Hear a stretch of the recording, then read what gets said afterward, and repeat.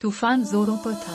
सैलाबी पानी गांव में हर चीज को बहा ले जा रहा था। इस खतरनाक सूरत हाल में एक नन्ही सी सफेद बल्ली सुनवई ने पानी में एक चीज बहती देखी। एक छोटा सा बच्चा जो गीली चादर में लिपटा हुआ था और जोर जोर से रो रहा था। सुनवई ने एक लम्हा ज़ाय किए बगैर लकड़ी के तख्ते पर छलांग लगाई और नरमी से बच्चे की चादर को अपने नन्हे दांतों में थाम लिया। पानी का बहाव शदीद था, लेकिन सुनवई मजबूती से बच्चे को थामे रही, जैसे कि वो इसकी अपनी फैमिली का हिस्सा हो। कई घंटों के बाद पानी उन्हें एक खुश्क जगह पर ले आया। सुनवई थक चुकी थी, लेकिन बच्चे को छोड़ने का सवाल ही पैदा नहीं होता था। बच्चा सर्दी और भूख से कांप रहा था। सुनवई ने आदेर अलिफादेर देखा तो एक करीबी झोंपड़ी नजर आई। वो जल्दी से बच्चे को वहां ले गई, जहां वो महफूज और खुश्क रह सकता था, लेकिन बच्चा भूखा था।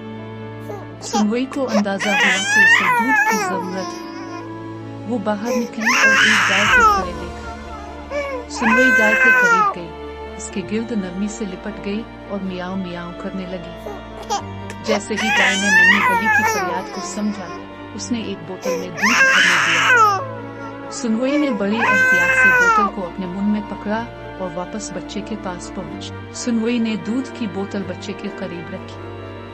जैसे ही बच्चे ने दूध पीना शुरू किया, इसके रोने की आवाज धीरे धीरे कम हो गई। जब बच्चा पेट भरकर दूध पी चुका तो वो सुनवई की तरफ देखने लगा। नन्ही बली ने इसके गाल को अपनी नर्म जुबान से चाटा और खुद भी इसके साथ लेट गई। थोड़ी ही देर में दोनों सुकून से सो गए। जब सूरज निकला तो तूफान खत्म हो चुका था और गांव एक बार फिर पुरसुकून था।